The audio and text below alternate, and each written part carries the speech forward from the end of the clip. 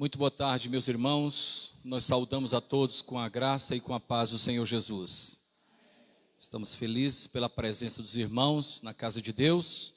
Também nós saudamos aqueles que, porventura, já estejam acompanhando pelas vias da internet. Nosso propósito é o de prestar culto ao nosso Senhor. Nós, desde já, contamos com a sua participação. Aqui é o nosso Deus que há de receber o culto que nós nos propomos a oferecer a Ele.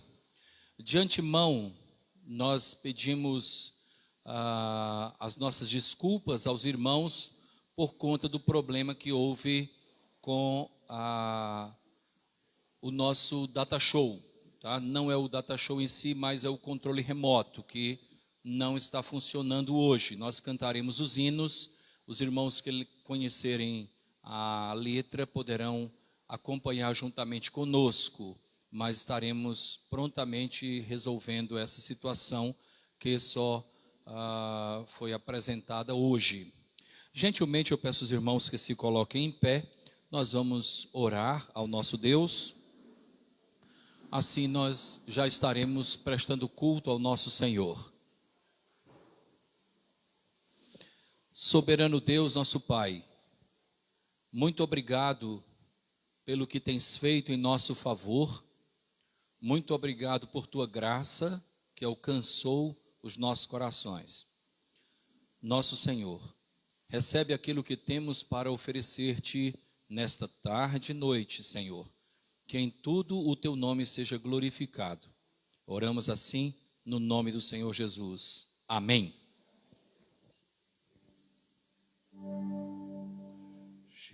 Jesus Cristo mudou meu viver. Jesus Cristo mudou meu viver.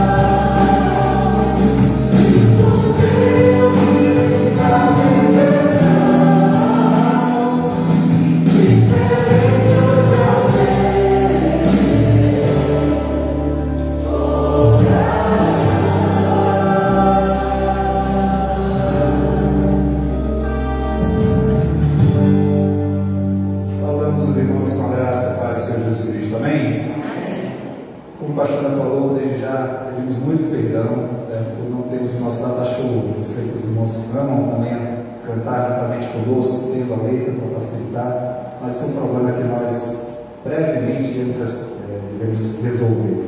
Então, de qualquer forma, estamos aqui para louvar ao nosso Senhor e nós convidamos a entoar alguns cânticos juntamente conosco, como já fizemos. Então vamos cantar agora, Clame ao Senhor.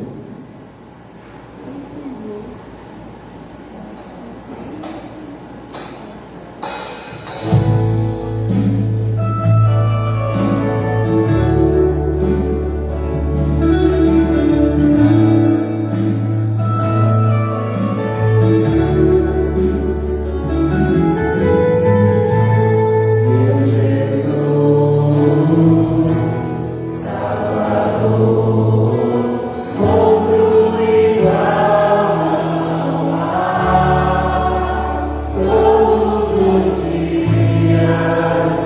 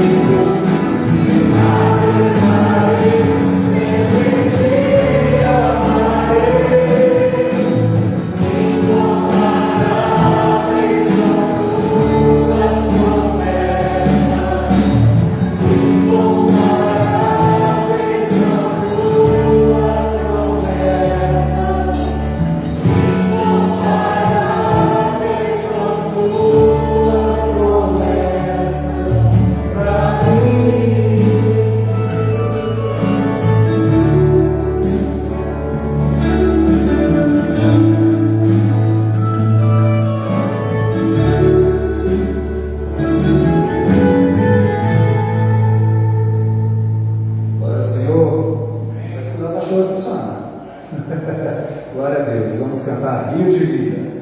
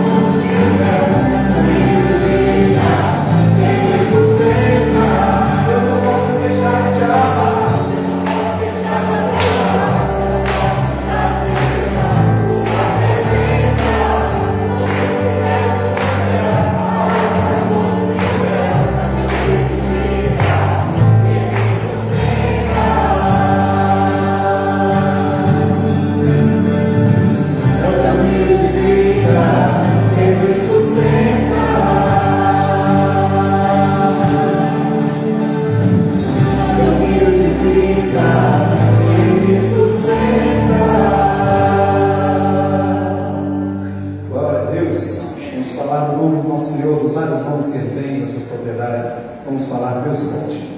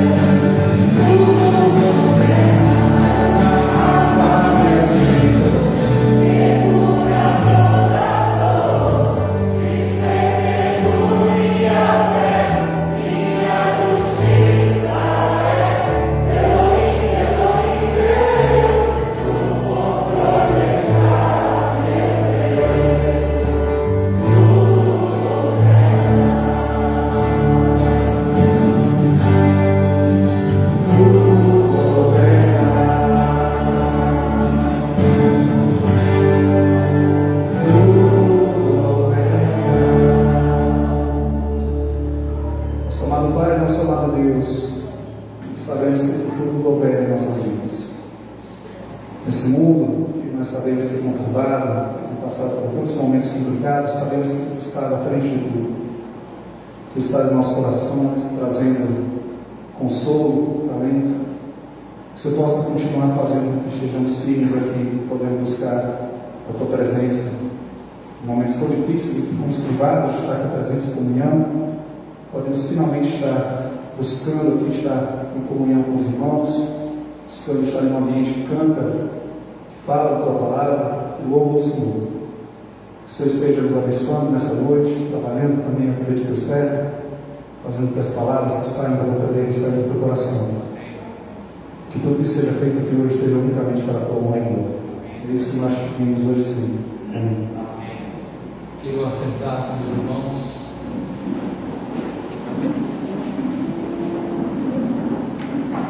Vamos abrir a palavra de Deus, irmãos, o Salmo 23, para esse momento de oração. Quero expressar a nossa gratidão ao João Igor e ao Áquila, nos ajudaram a fazer com que o projetor voltasse a funcionar. Deus os abençoe. O meu pai tinha uma expressão, Áquila e João Igor. O meu pai sempre falava o seguinte: um homem sem atitude não é um homem completo. E sempre que eu vejo alguém tomando atitude sem que seja chamado, tá, eu me lembro do meu pai. Deus abençoe a vida de vocês. Salmo de número 23, irmãos.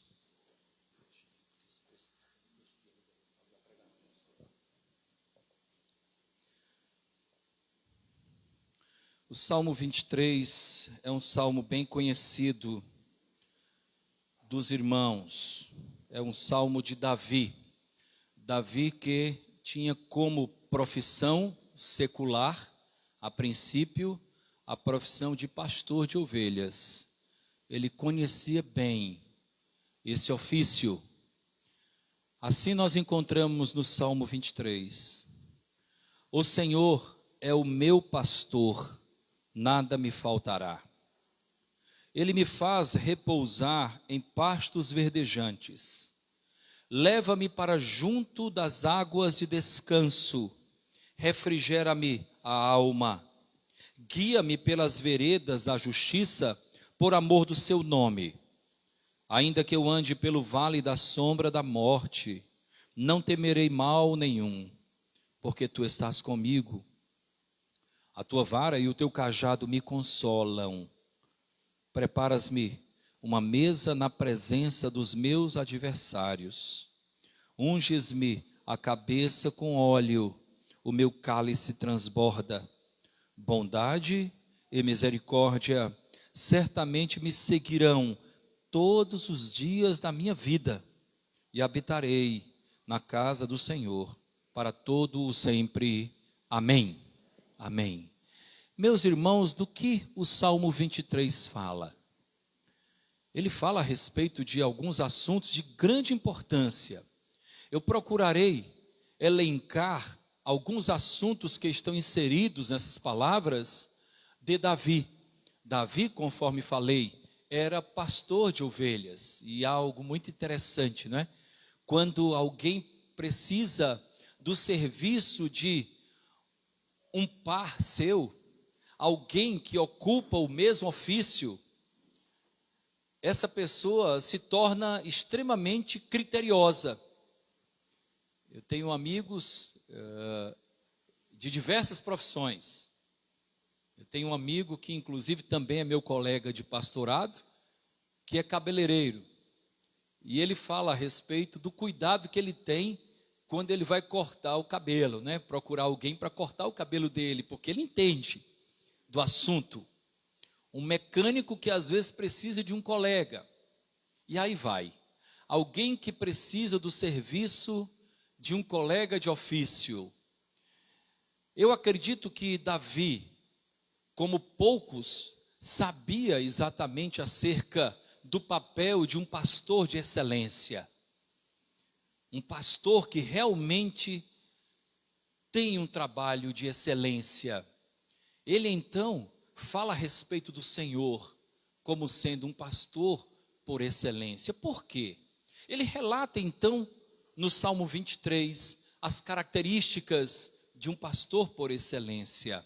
Ele diz: o Senhor é o meu pastor.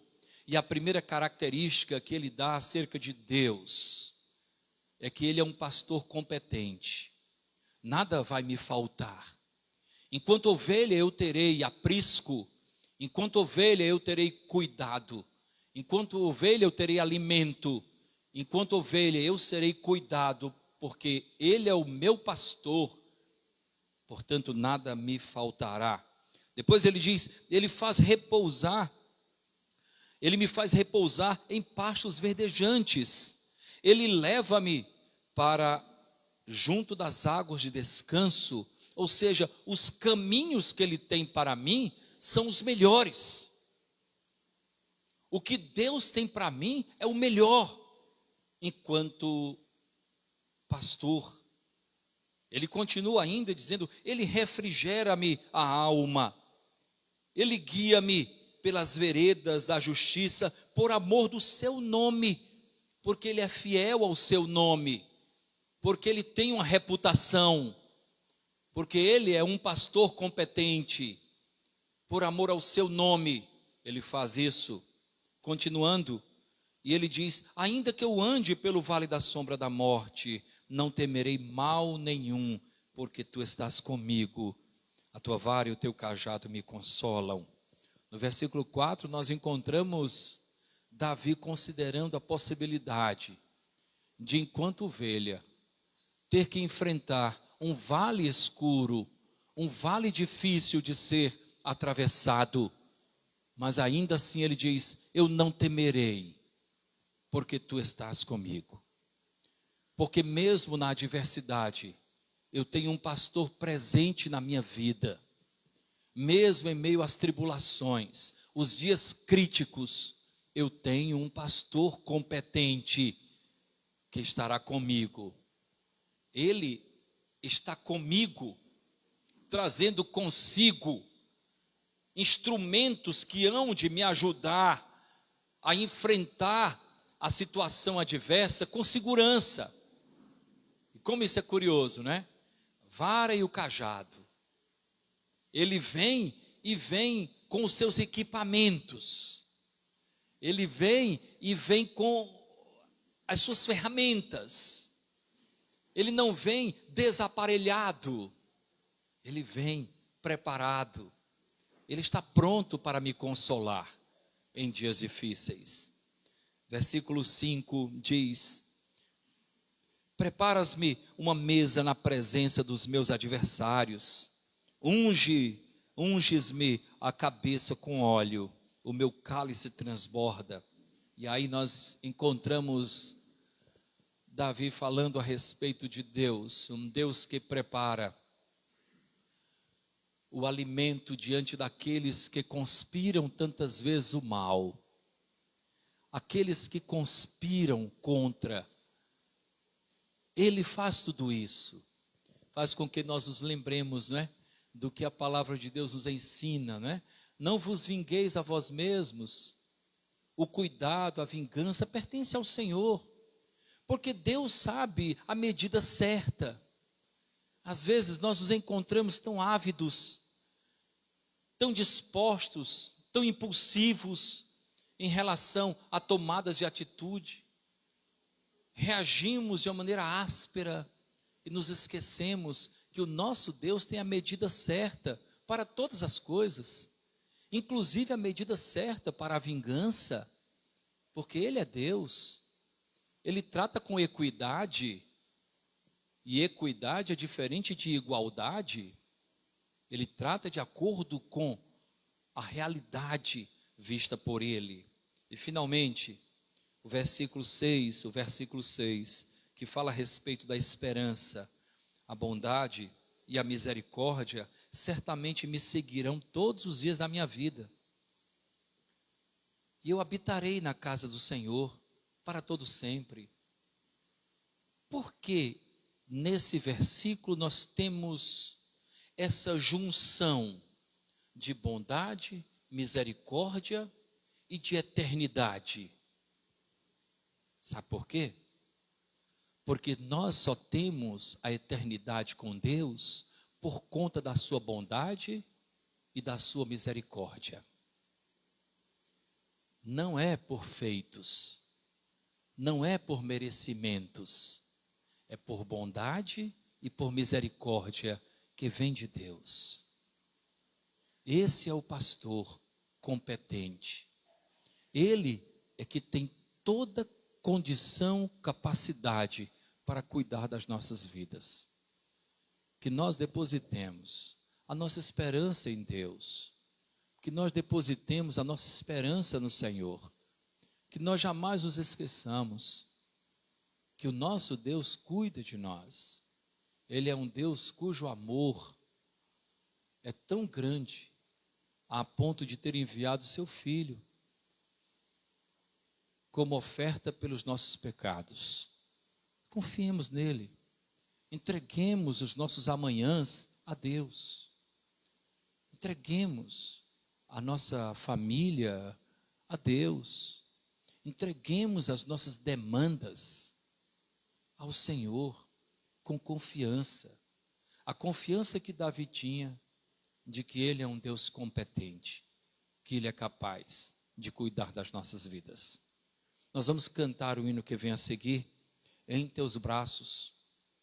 Enquanto estivermos cantando este hino, se você chegou até esse ambiente de culto, trazendo consigo problemas que vão além das suas forças, e você deseja depositar esse problema diante de Deus, lançar o fardo sobre o Senhor, se você deseja pela fé confiar alguma particularidade que está vivendo diante do Senhor, enquanto estivermos cantando este hino, você poderá se colocar em pé. Caso queira, poderá também se ajoelhar. Necessariamente não precisamos saber os motivos pelos quais você estará se colocando em pé ou mesmo se ajoelhando. Queremos orar por você. Eu não preciso saber o motivo, mas eu estaria orando por sua vida, por sua família e pelo que há no seu coração. Vamos então cantar o hino e nos colocar diante do Senhor.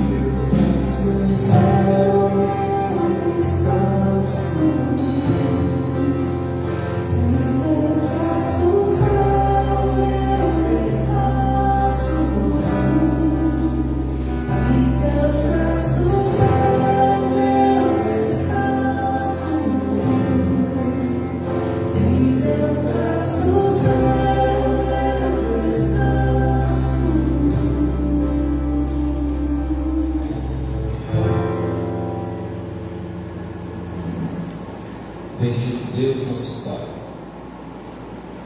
louvado seja o teu nome, portanto, que tens feito em nosso favor, pela maneira como tu tens nos tratado, porque até aqui o Senhor tem nos ajudado. Nosso Senhor recebe honra, recebe glória, recebe louvor, Pai, da tua igreja aqui reunida. Em teus braços, de fato, nós encontramos o descanso. Não por acaso o teu Filho nos chamou em meio ao cansaço, dizendo: vinde a mim, todos vós que estáis cansados, sobrecarregados, eu vos aliviarei. Senhor, alivia-nos, alivia o peso das preocupações, alivia o peso da angústia, alivia o peso das demandas desta vida, Senhor. Nosso Senhor, nós temos nos ocupado com tantas coisas, e quando nos deparamos com a palavra do teu Filho, que nos diz poucas coisas, de fato, são importantes, e se referindo à tua serva Maria, ele disse: Maria escolheu a boa parte, dela não lhe será tirada, pois ela escolheu aprender aos pés do teu Filho, o Emanuel, o Deus conosco. Ó Senhor, dá-nos, ó Pai, essa consciência, dá-nos, ó Pai, essa compreensão de que de fato poucas coisas nos são necessárias. Dá-nos, ó Pai, discernimento para que possamos escolher a melhor parte. Dá-nos, ó Pai, compreensão de que o brilho deste mundo é efêmero, é transitório, temporário, que a juventude, a aurora da vida passam de uma maneira rápida, acelerada, e o que vale, Senhor, é o que nós guardamos como tesouro para a eternidade, Senhor. Que guardemos a fé, que guardemos a esperança, que guardemos, ó Pai, aquilo que de fato é relevante, é significativo, tem valor eterno.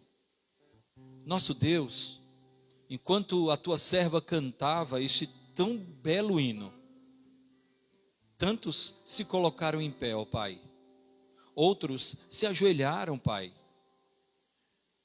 e eu peço-te, no nome do teu Filho, Senhor Jesus, Senhor, sonda cada coração, examina cada vida, Senhor, conhece aquilo que há no íntimo do nosso ser, Pai, remove, ó Deus, sentimentos contrários à tua vontade, sentimentos estes que se alojaram no nosso íntimo e que como consequência, ó Deus, tem produzido coisas que têm prejudicado a nossa trajetória de vida cristã, ó Deus.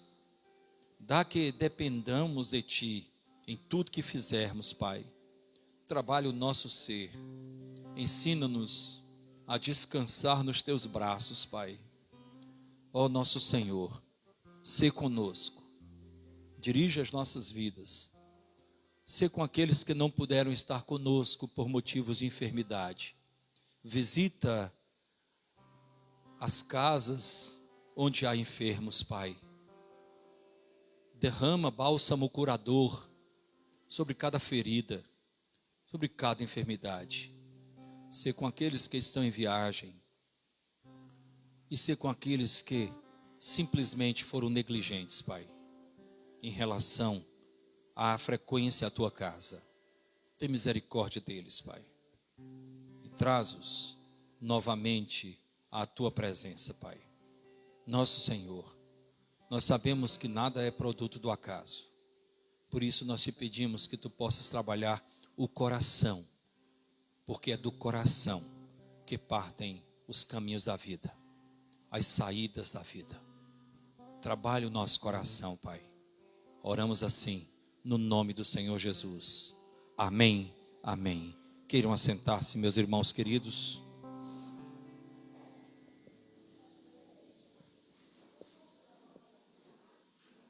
Pode, antes ou depois da apresentação do Henrique? Quer agora mesmo? Então venha, querida, venha aqui à frente.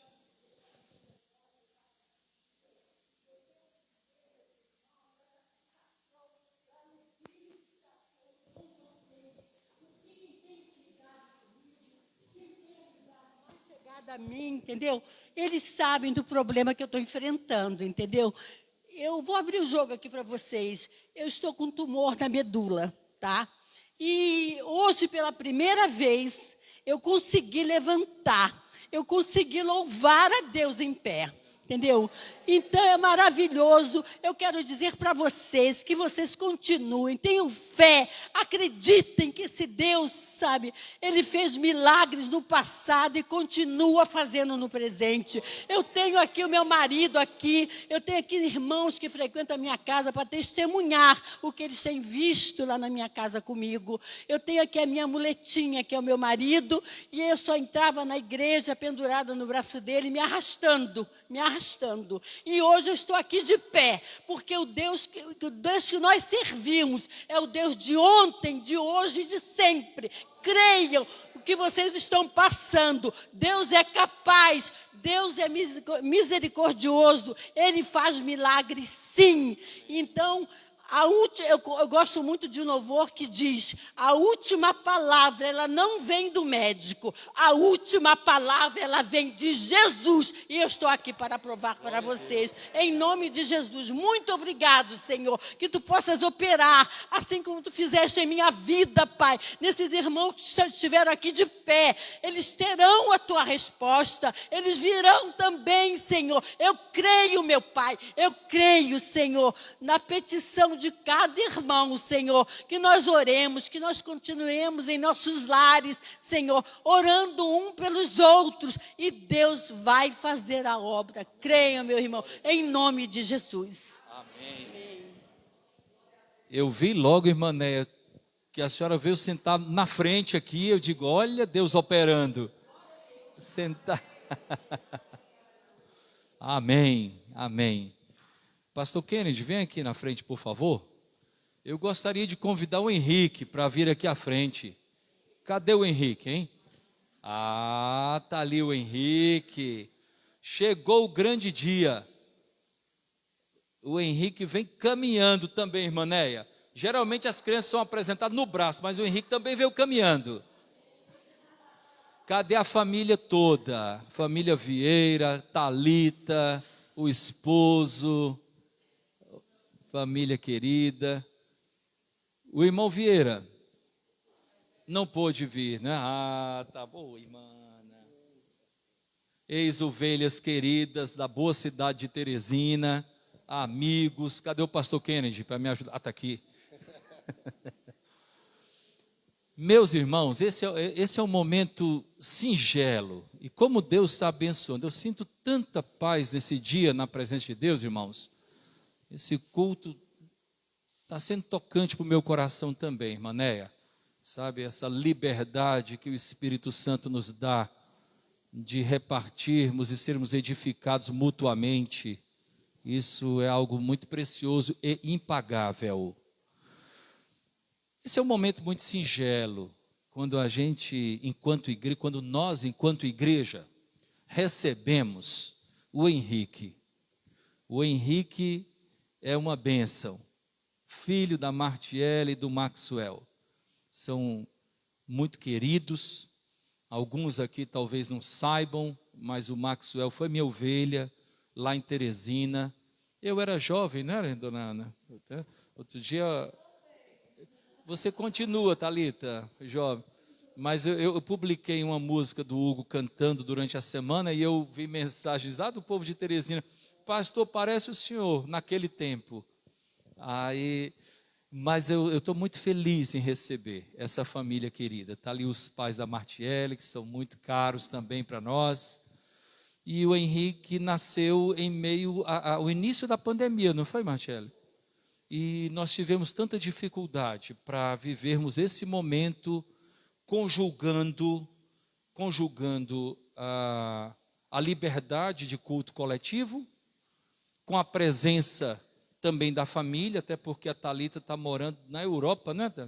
É na Alemanha? Na Alemanha. Como é o nome do seu marido, Thalita? D'Alessandro, tá. D'Alessandro, muito bem. Pois não. Seja muito bem-vindo. Tá? E hoje chegou esse momento que nós poderemos receber o Henrique de uma maneira oficial na casa de Deus.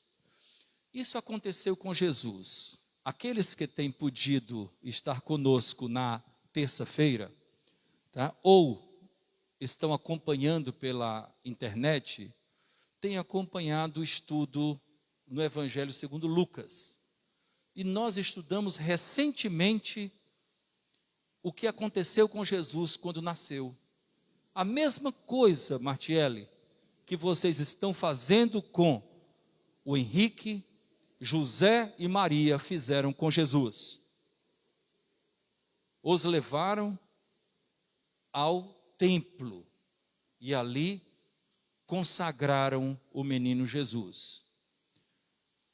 Nós não temos a prática de batizar crianças. Na nossa igreja, nós temos por princípio doutrinário, tá, que a confissão de fé precede o batismo.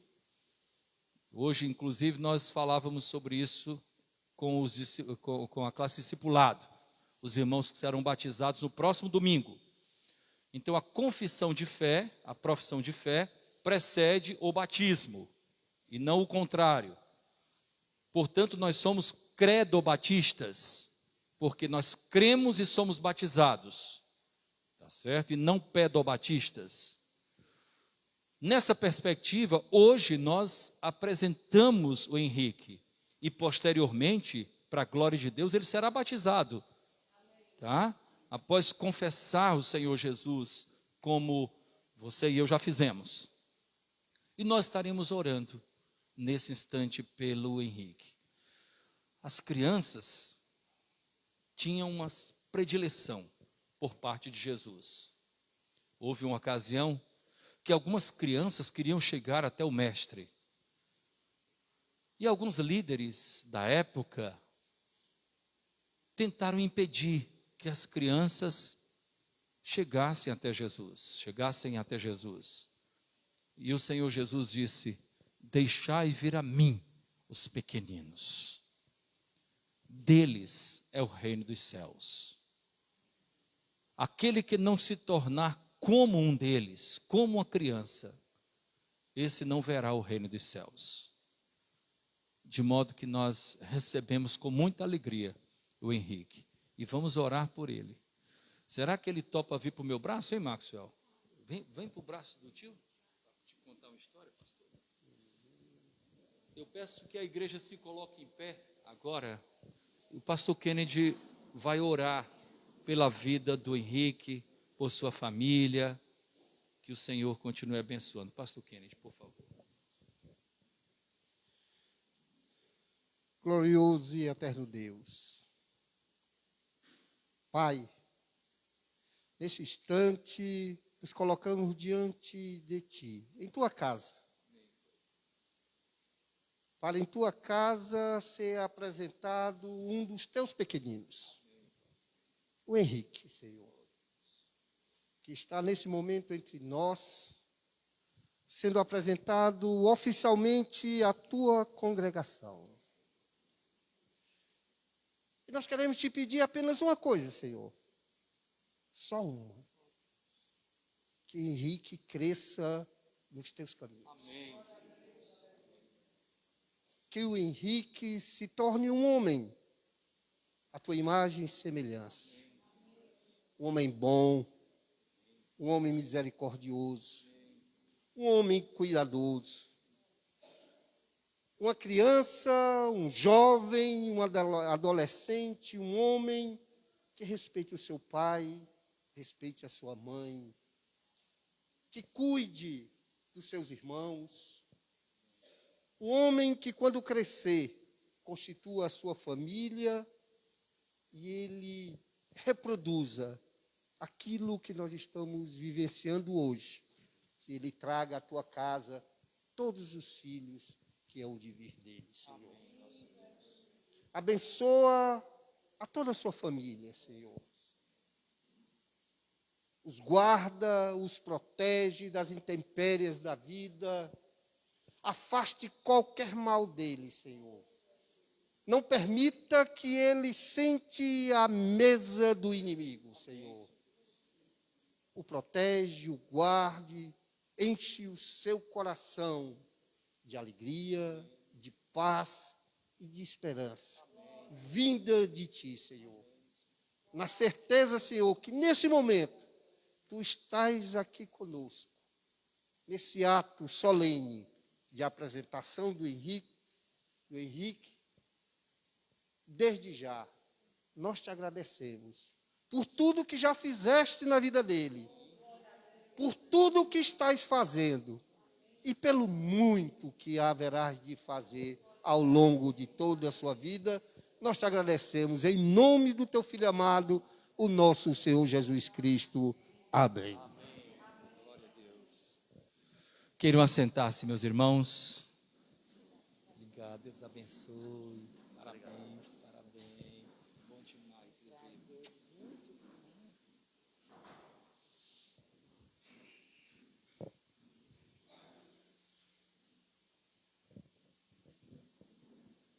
Muito bem, meus irmãos queridos, eu gostaria de, nesse instante, trazer rápidos avisos à nossa igreja.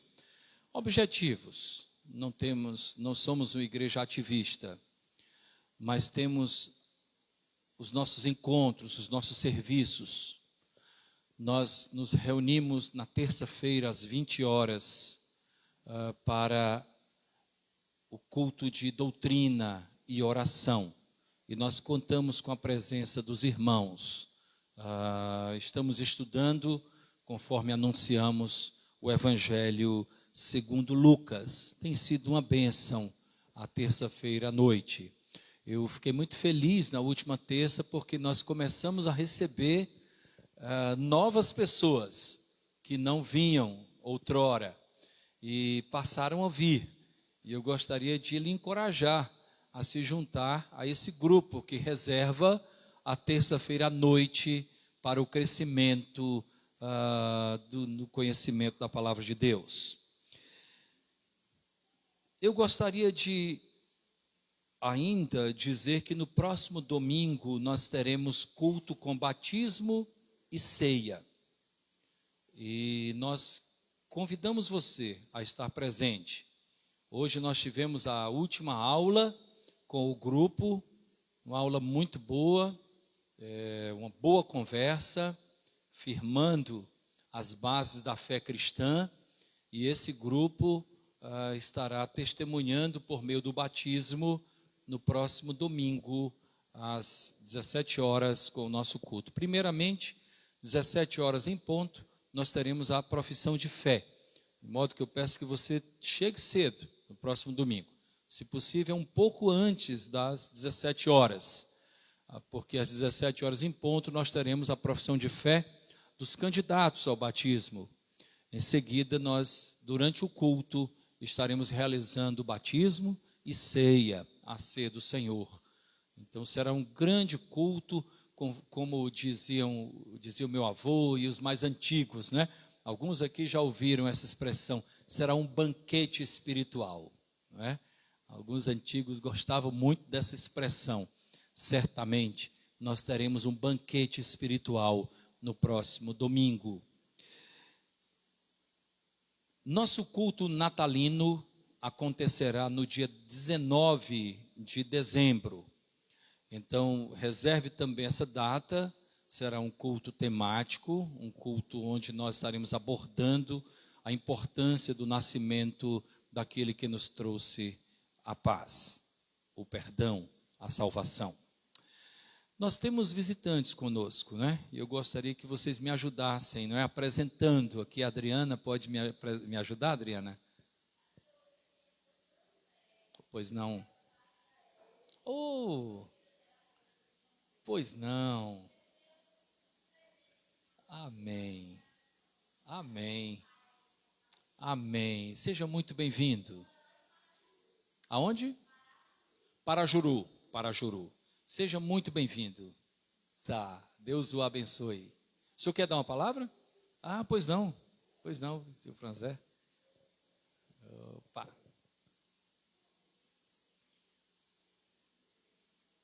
Uma honra ter o senhor aqui, viu? Pastor Edson. Boa tarde a todos.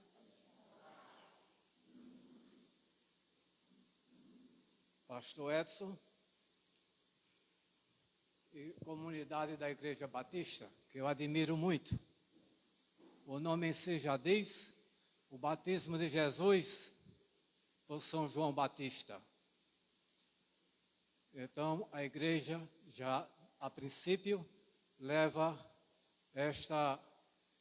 este passo muito importante na vida cristã.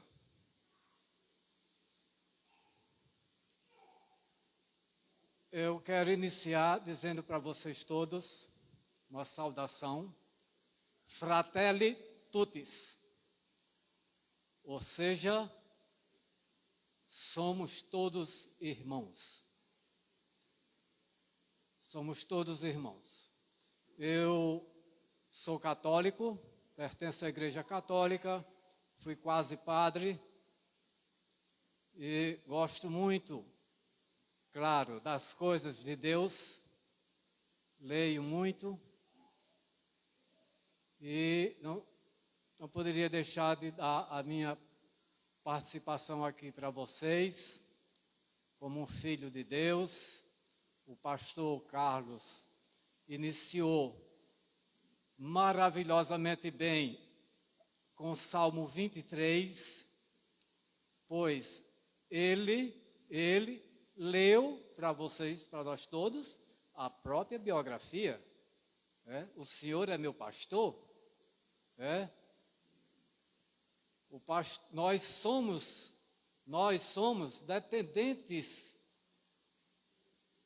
A nossa dependência está toda neste Salmo 23. O Salmo 23 é a função do pastor, zelar pelo seu rebanho. Pastor Carlos, né? Pastor Edson. Esta é a sua função, zelar pelo seu rebanho, fazer seu rebanho crescer, não querer que nenhum do seu rebanho se perca. E nosso Senhor mesmo já disse para Pedro, apacentai as minhas ovelhas, a função do pastor. E de forma que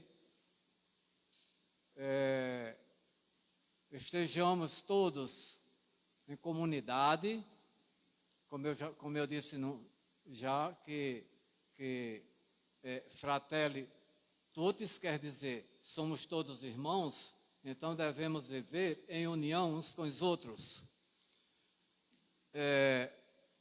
ajudando uns aos outros, esta confraternização entre irmãos, esta união, esta comunicação, tem que haver muita comunicação entre todos nós. Não podemos viver num mundo fechado. Temos que nos aproximar uns dos outros, abraçar uns dos outros, ajudar uns aos outros, olhe, eu penso comigo, a minha filosofia, me desculpe se eu estiver errado, mas eu digo sempre, Deus é assim, um grande vazio no mundo. Deus é um grande vazio. E este vazio precisa ser preenchido. Se o vaso não fosse vazio, nele você não colocaria planta nenhuma. Se sua boca não estiver vazia, você com ela não pode comer. É preciso que a gente encha este vazio com amor. Com amor. Então, se Deus é este grande vazio, nós vamos encher este vazio, este vaso que está vazio, vamos encher com Mateus capítulo 5, as bem-aventuranças. Leiam Mateus capítulo 5, as bem-aventuranças, que vocês vão ver que com ele nós vamos encher o coração de Deus. Né? E leiam também, gosto muito, 1 Coríntios capítulo 13. Já que eu estou falando de fraternidade, de amor, então, 1 Coríntios capítulo 13, a excelência do amor que São Paulo pregou. E a excelência do amor é tudo na nossa vida. Amor, caridade, caridade é amor, amor é Deus, né? E sem amor é difícil a gente existir. Então, minha gente, aproveitem nesta época natalina, em que está para chegar o Filho de Deus, vai chegar em nossos lares, em nossos corações. Aproveitem e leiam Mateus 5, as bem-aventuranças, e leiam 1 Coríntios capítulo 13. E encham os corações e os lares de vocês com este grande amor que é Deus. Deus que é luz, e a luz não se apaga, né? A luz tem que estar sempre brilhando. Não é preciso fazer grandes banquetes, grandes folias, não. É preciso somente ter Deus no coração para fazer a luz brilhar para os nossos demais irmãos. Amém. Muito obrigado. Deus abençoe. Obrigado pelas palavras, viu? Eu gostaria de convidar as nossas crianças para virem à frente. Nós teremos o nosso culto infantil nesse instante. Cadê as nossas crianças? A Tatiana gentilmente atendeu o nosso pedido para que ela ficasse com as nossas crianças hoje. Olha ali, o Miguel Ângelo ali, Ana Luísa, que grupo bonito. Muito bem. Vamos orar, Miguel? Vamos falar com Deus? Vamos orar, Laurinha? Vamos?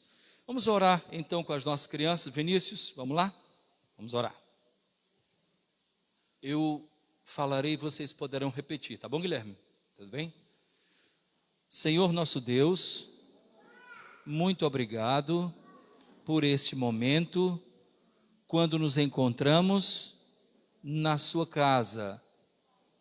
Obrigado, mais alto, obrigado por nossa família, por nossa igreja. Cuida de nós, no nome de Jesus, amém, amém. As crianças poderão ir para o culto infantil. Eu gostaria ainda de saudar outros visitantes que estão conosco, né? Thalita, que eu já apresentei o grupo da família Vieira e também aqueles que são agregados, muito queridos. Elisete tem um visitante, não é? Me ajuda aí, Elisete. O Nelson. E já esteve aqui, não é? Eu lembro de você. Deus abençoe, meu irmão. Sinta-se bem no nosso meio. Mais algum visitante? Acredito que não, né? Sim, a sua filha, não é? Como é o nome dela, Reinaldo? Maria Clara. Acredito que já veio outra vez aqui, não é? É a primeira vez? Deus abençoe, Maria Clara. Seja bem-vinda. Irmãos, vamos abrir a palavra de Deus no Evangelho segundo Mateus, capítulo 16, versículos de 13 a 18. é o texto que nós estaremos utilizando para a nossa meditação dominical.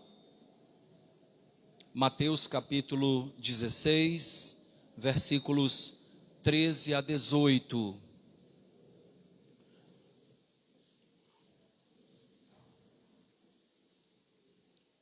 Mateus 16, 13 a 18.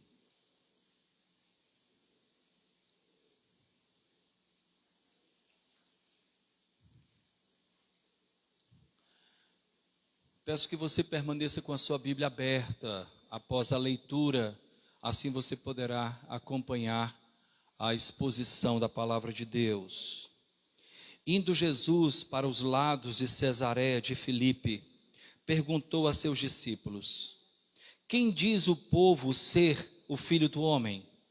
E eles responderam: uns dizem João Batista, outros Elias, outros Jeremias ou algum dos profetas. Mas vós, continuou ele, quem dizeis que eu sou? Respondendo Simão Pedro, disse: tu és o Cristo, o Filho do Deus vivo. Então Jesus lhe afirmou: bem-aventurado és, Simão Barjonas, porque não foi carne nem sangue que tu revelaram, mas meu Pai que está nos céus. Também eu te digo que tu és Pedro, e sobre esta pedra edificarei a minha igreja, e as portas do inferno não prevalecerão contra ela. Amém. Amém. Meus irmãos, esse é um dos textos mais emblemáticos dos evangelhos. É o texto quando nós encontramos a declaração de Pedro em relação ao Senhor Jesus Cristo. A declaração de Pedro, vamos estar bem atentos agora, que isso é muito importante. A declaração de Pedro é cheia de significados. Primeiramente, é uma declaração de fé. Tu és.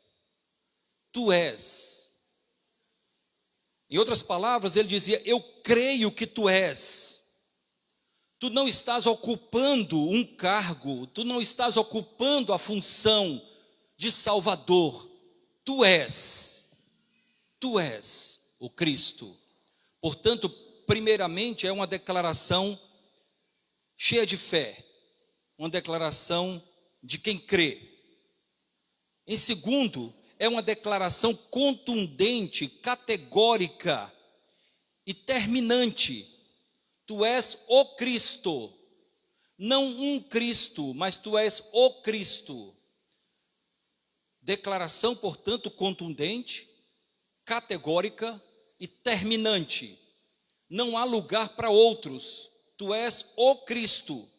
E finalmente, na declaração de Pedro, nós encontramos ele demonstrando ser Cristo, exclusivamente o Filho do Deus vivo. É, portanto, uma declaração adjetivada, quando ele diz: tu és o Cristo, o Filho do Deus vivo. Ele, portanto, adjetiva o Cristo a quem ele se refere, o unigênito do Pai. Unigênito quer dizer único.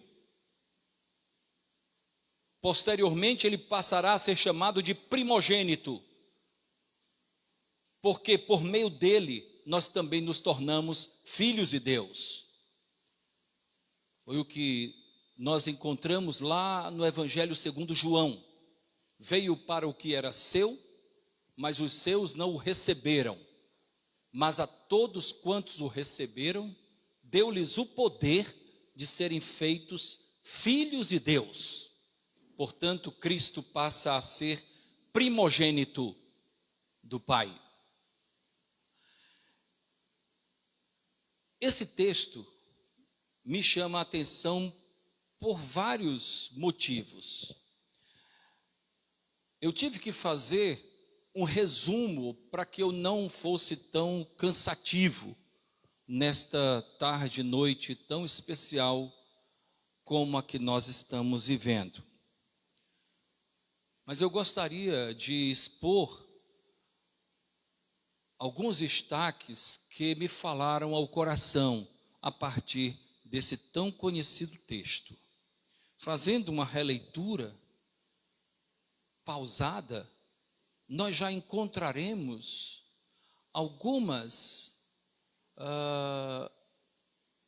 alguns significados importantes para a definição da nossa fé cristã. Jesus, indo para os lados de Cesareia de Filipe, perguntou aos seus discípulos, não perguntou àqueles que eram estranhos a ele, mas perguntou àqueles que o estavam seguindo, aos seus seguidores, aos discípulos. A palavra discípulo do original matetes quer dizer aquele que convive com o mestre. Não eram meros alunos dominicais, eram pessoas que comiam junto com Jesus, que presenciavam os milagres de Jesus, que presenciavam as suas ações e também as suas reações. Ele então perguntou aos seus discípulos: vocês devem saber como o povo julga-me, o que eles pensam acerca de mim. Eu me lembro de Filipe, em João capítulo 14, dizendo a Jesus: mostra-nos o Pai, isso nos basta, isso nos é suficiente, somente revela Deus para nós. E Jesus disse: há tanto tempo eu estou com vocês e vocês ainda não perceberam, como vocês podem pedir para que eu venha mostrar o Pai? Porque a ideia de onde está Deus tem sido uma busca que marca a história da humanidade. Em tempos idos, fizeram uma torre que tinha como objetivo chegar até o céu. Era a Torre de Babel, que quer dizer Torre da Confusão. E esse grande questionamento paira ainda no meio da humanidade. Eu me lembro de uma história em uma cidade pequena, onde todos conheciam todos, e naquela cidade havia duas crianças, dois garotos, irmãos, conhecidos por serem meninos peraltas, e eles aprontavam muito. E havia naquela cidade uma igreja muito conhecida. E aquela igreja recebeu um pastor novo. E a família se congregava naquela igreja. E aquele pastor novo tinha fama de quem era um homem que trabalhava com a disciplina em relação a jovens, adolescentes. E a história daqueles dois garotos chegou até aquele pastor, no que ele disse: eu gostaria de conhecer os meninos. E ele disse: chame o mais velho primeiro. E o garotinho veio e o pastor então se deparou com ele e disse: garoto, onde está Deus? E o garoto ficou inquieto, nervoso, e o pastor aumentou o timbre de voz e disse: onde está Deus? E o garoto, com muito medo, se remexeu na cadeira, e o pastor novamente: aonde está Deus? E o garoto fugiu, correu, abriu a porta, saiu correndo, entrou em casa, entrou debaixo da mesa lá escondido, e o irmãozinho dele foi lá e disse assim: por que você está assim nervoso? E o garoto disse para o irmão, eles eram da igreja, o garoto disse para o irmão: dessa vez nós estamos perdidos, porque Deus sumiu e eles estão culpando a gente. Mostra-nos o Pai. Onde está Deus? que dizem os homens que eu sou? Uns dizem que és João Batista, outros dizem Elias, e outros Jeremias ou alguns dos profetas. A percepção acerca do Filho de Deus variava em torno de pessoas que representavam a Deus, porém não eram o Deus encarnado, o Emanuel. Jesus então continuou: e vós, quem dizeis que eu sou? Então Pedro respondeu: tu és o Cristo, o Filho do Deus vivo. Uma resposta, conforme falei, que representa uma declaração de fé. Tu és. Uma resposta que representa uma declaração contundente, categórica, terminante. Uma declaração que demonstra que Jesus é exclusivamente o Filho de Deus. Uma declaração adjetivada: tu és o Filho de Deus. No que Jesus então afirmou: bem-aventurado és Simão, filho de Jonas. Bar-Jonas quer dizer isso. Tu és bem-aventurado, porque não foi carne e sangue quem te revelaram, mas meu Pai que está nos céus. Também eu te digo que és Pedro, e sobre esta pedra edificarei a minha igreja, e as portas do inferno não prevalecerão contra ela. Nós encontramos Jesus Cristo fazendo um trocadilho. Tu és Pedro, não é? Tu és Pedro, que é Petros. Petros era fragmento de pedra. Tu és Pedro, e sobre esta pedra, que quer dizer rocha, edificarei a minha igreja, e as portas do inferno não prevalecerão contra ela. Alguns destaques para o nosso crescimento, meus irmãos. Primeiro destaque: quem nós afirmamos ser Jesus, presta atenção que isso é importante. Quem nós afirmamos ser Jesus, define também quem nós somos. Quem é Jesus para você? A sua resposta vai definir quem você é. Você responderá como muitos: ele é alguém que representa Deus. Ele talvez seja Jeremias, ele talvez seja Elias, ele talvez seja um João Batista.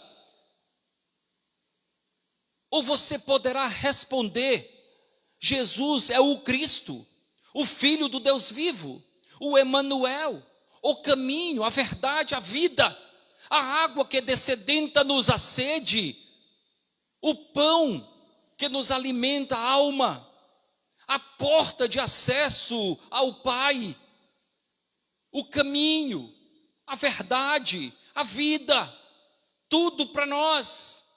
Quem nós declararmos ser Jesus, definirá também quem nós somos. Se somos alguém cuja resposta demonstra uma declaração de fé, uma declaração contundente, categórica e terminante, uma declaração adjetivada, ou uma declaração superficial. Pode ser que seja João Batista, pode ser que seja Elias, pode ser que seja Jeremias, pode ser que seja alguém ligado a Deus. Ou Jesus é tudo para nós, ou ele não é nada para nós, porque ele não divide a sua glória. Ele é o Filho do Deus vivo, o Cristo encarnado, aquele que veio buscar e salvar o que se havia perdido. Ele que disse: vinde a mim, todos vós que estáis cansados, sobrecarregados, eu vos aliviarei. Eu não vou pedir alívio para vocês, eu mesmo vos aliviarei. Quem nós declaramos ser Jesus define quem nós somos. Isso é de grande importância. Quem acha que ele é um dentre muitos, ainda não compreendeu a ação de Deus ao enviá-lo ao mundo. Jesus, a oferta pelo nosso pecado. Deus o colocou no lugar de propiciação. É a oferta pelo seu pecado e pelo meu pecado. Jeremias não era isso. João Batista não era isso. Nenhum outro personagem bíblico ou extra-bíblico era isso. Só Jesus. Ele que foi colocado no lugar de propiciação, Cordeiro de Deus, que tira o pecado do mundo. Nenhum outro personagem. Porém, quem o vê como o Cristo, Filho de Deus, esse recebeu tal confirmação pelo Espírito de Deus. Essa colocação de Cristo é fundamental. Não foi carne. Não foi você que elaborou essa resposta tão bem preparada. Não foi carne nem sangue. Foi o próprio Deus. Porque quem coloca a fé em nós é o próprio Deus. Quem nos dá convicção de que Jesus é o Cristo é o próprio Deus.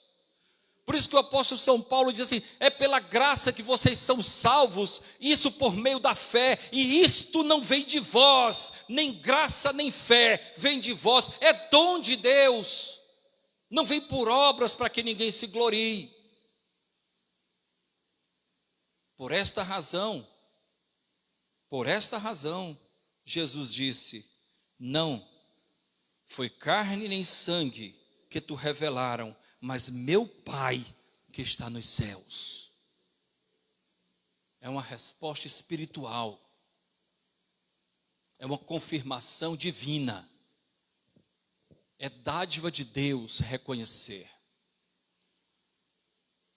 Se em teu coração tu creres e com tua boca tu confessares que Jesus é o Filho de Deus, tu serás salvo. Essa bênção não vem de carne nem de sangue. É uma bênção espiritual. É dádiva do Senhor. Um segundo destaque, meus irmãos. O Senhor, guarda isso aí que é muito importante. É o Senhor quem edifica a sua igreja. Eu edificarei a minha igreja. E as portas do inferno nunca prevalecerão contra ela. Eu edifico a minha igreja com a força do meu poder. Ele edifica a sua igreja com elementos que são somente dele, pertencem somente a ele. Como é que a igreja é edificada, irmãos? Eu poderia aqui gastar tanto tempo, por isso que eu falei, fiz um resumo. Quais são os elementos que edificam a igreja puramente cristã? São elementos que pertencem ao próprio Deus e que Ele comunica-nos como sendo atributos comunicáveis. Exemplo, Ele edifica a igreja produzindo paz entre nós. E há uma diferença, não é? Na paz shalom. Nós chegamos em uma casa, né? E eu gosto muito de fazer isso. Paz seja sobre essa casa, né? E a paz é eirene, que é a paz da comunhão. O Senhor edifica a sua igreja com paz, com a eirene, com a comunhão. É o respeito. Daqui eu vejo pessoas que pensam em assuntos diversos de maneira diferente, opções as mais diversas, daqui eu vejo, mas que são pessoas unidas pela eirene, que é a paz de Deus, acima das nossas inclinações, sejam políticas, sejam de qualquer tipo de segmento, nós temos a paz de Deus. Deus edifica a sua igreja com essa paz. Por isso que Paulo falava que era uma paz que excedia a compreensão do homem. Porque na compreensão do homem, só pode haver paz entre os iguais. Grupo, hoje está em moda, né, as redes sociais, grupo dos torcedores do time X. Se entrar um que é da outra torcida, não será bem-vindo. Grupo disso, grupo daquilo. A igreja é edificada na paz, na eirene de Deus, onde a comunhão espiritual sobrepuja os nossos pensamentos deste mundo secular. Essa compreensão edifica a igreja. O Senhor edifica a igreja com paz, edifica a igreja distribuindo do seu perdão, distribuindo do seu amor, distribuindo da sua justiça, distribuindo da sua inclusão, aceitação. Esse amor que há entre nós, que é incompreensível tantas vezes. Como pessoas tão distintas se amam. É a igreja edificada pelo Senhor Jesus, não pelo pastor Edson, mas pelo Senhor Jesus, onde optamos pelo que nos une e não pelo que pode nos separar, onde abrimos o coração, a mente e os braços para todos, dizendo: há lugar na mesa do Senhor Jesus para você. Edificarei a minha igreja com esse sentimento. O Senhor edifica a sua igreja com o seu cuidado, com a sua ordem, dando a cada um privilégios e responsabilidades no cuidado da comunidade. E como isso é um grande privilégio. Nós recebemos de Deus a bênção de participarmos do cuidado da sua comunidade. A oportunidade de ajudar, a oportunidade de servir, a oportunidade de contribuir, a oportunidade de fazer parte de algo, a oportunidade de agir como servo e não como um cliente, que paga um ingresso e espera ser servido. Que privilégio! O Senhor edifica a sua igreja.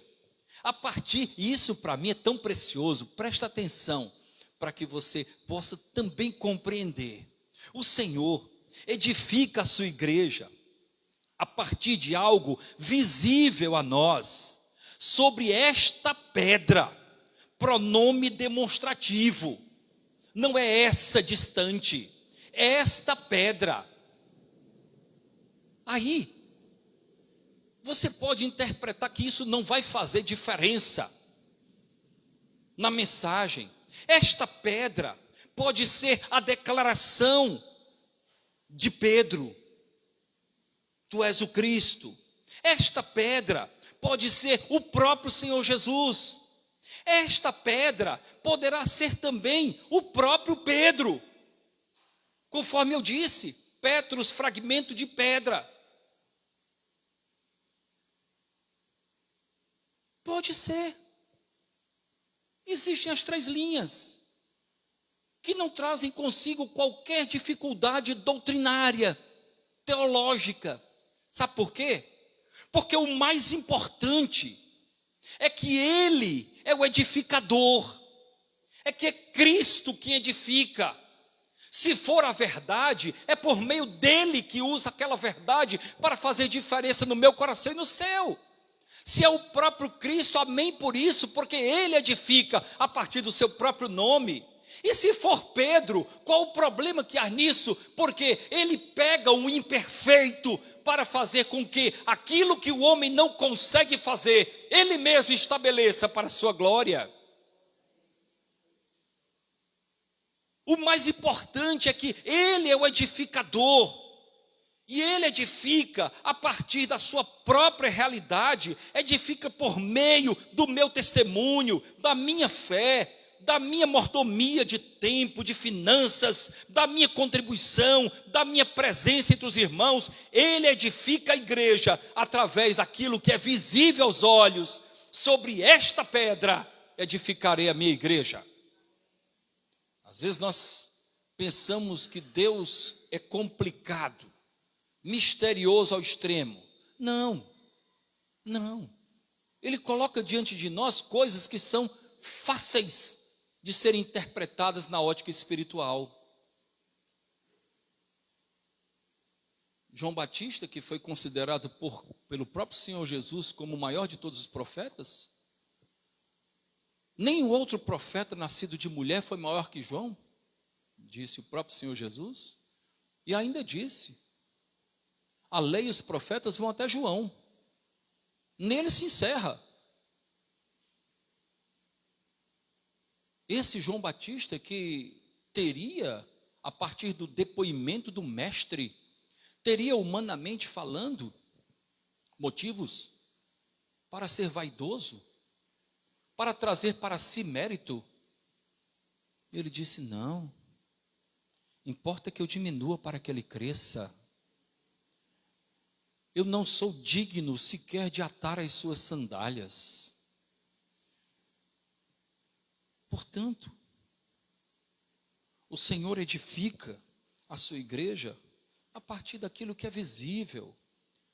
Você quer ver a sua igreja edificada? Participe dela, ame-a, testemunhe, contribua, seja bênção.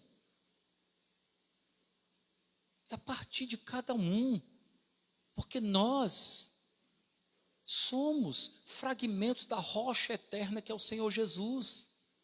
Não foi isso que ele falou? Ser-me-eis testemunhas. Em Samaria, na Judéia, até os confins da terra. Edificarei a minha igreja a partir dos meus, dos que são visíveis. A igreja é edificada no temor a Deus. E como há resistência em dias atuais a essa expressão temor a Deus, meu irmão, o temor ao Senhor é o princípio da sabedoria. Tudo começa com o temor a Deus. O temor ao Senhor nos distancia do que pode nos levar à queda. Cuidado com aquilo que pode lhe levar à destruição, à queda, à vergonha. Você quer um exemplo? Todos nós, inclusive, está na galeria dos homens da fé, está lá em Hebreus capítulo 11, não é? Um personagem que é admirado por todos nós. O nome dele, Noé. Noé, homem de Deus, porém imperfeito. Sabe o que é que Noé fez? Quando Noé saiu da arca, ele fez um altar para louvar a Deus, e em seguida ele fez o quê? Sabe o que ele fez? Ele plantou uma vinha. Sabe o que essa vinha fez? Produziu a ele o quê? Uvas, né? Sabe o que ele fez com a uva? Vinho. Sabe o que aconteceu com ele? Ele se embriagou e envergonhou a sua família. Foi uma grande vergonha, uma grande mancha na história da vida de Noé. Como eu tenho dito às vezes, cuidado com a vinha que você planta. Cuidado.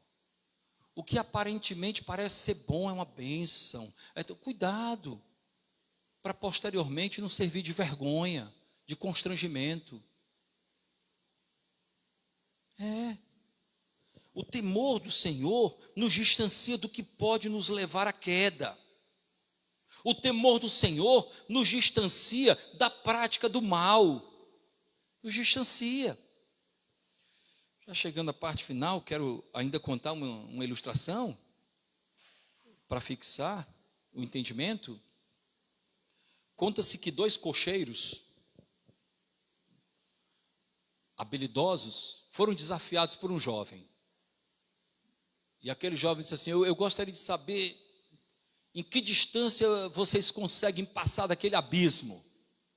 O primeiro cocheiro, voluntarioso, foi logo dizendo, eu passo na beirada, na beiradinha eu passo. Até o pneu da minha carroça vai ficar quase caído no abismo, eu consigo passar.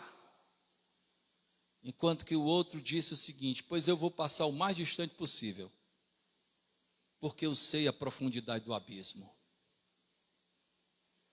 Você sabe a profundidade do abismo? Ou você está andando na beira do abismo por ignorância, por não saber ainda a profundidade do abismo? Aquele que conhece a profundidade do abismo da vida distante de Deus, passa longe. Passa longe.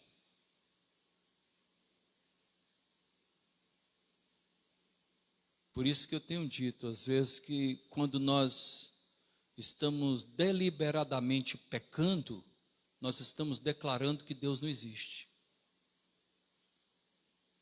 De alguma forma nós estamos declarando isso. Não existe.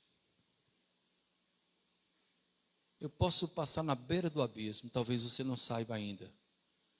Eu vivo uma fase, pastor Kennedy, que há muito tempo não vou, né? Mas as últimas vezes que eu fui ao Beach Park, eu preferi a Correnteza Encantada. Não quero ir para o Insano, não. É muito alto. Cuidado. Se nós soubermos de verdade qual a profundidade do abismo, nós passaremos bem distante da beirada dele. Finalmente, meus irmãos, o Senhor Jesus fez uma declaração de grande valor. Ele diz: edificarei a minha igreja e as portas do inferno não prevalecerão contra ela. As portas do inferno não prevalecerão contra a igreja do Senhor Jesus. Ele é o Senhor. Às vezes nós nos apanhamos com receio da força do poder do inferno. Não é verdade? Com receio da força do inimigo. Isso é comum a história. O povo que saiu do cativeiro do Egito, mesmo sendo tirado por meio de 10 pragas que o Senhor enviou para que o coração do rei do Egito libertasse o povo, um povo que ganhava maná do céu, água, um povo que tinha tudo, ainda assim, ao ouvir o som do exército do inimigo à beira do Mar Vermelho, aquele povo temeu, aquele povo murmurou.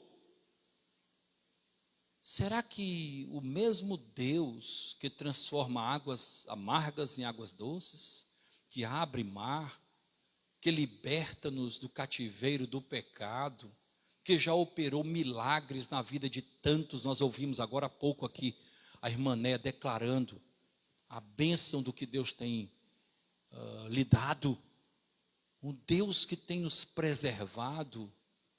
Será que esse Deus é incompetente em relação ao cuidado que Ele tem à sua própria noiva, que é a sua igreja?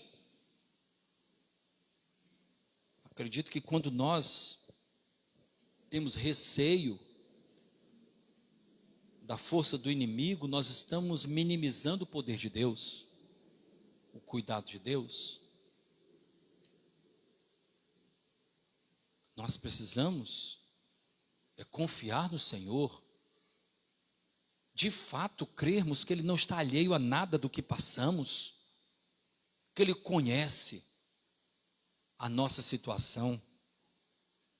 Portanto, irmãos, é preciso confiar no que Jesus falou. Ele nos garantiu, o inimigo não prevalecerá. Ele é o nosso Deus. Ele é o nosso Senhor. Ele é o Deus Todo-Poderoso.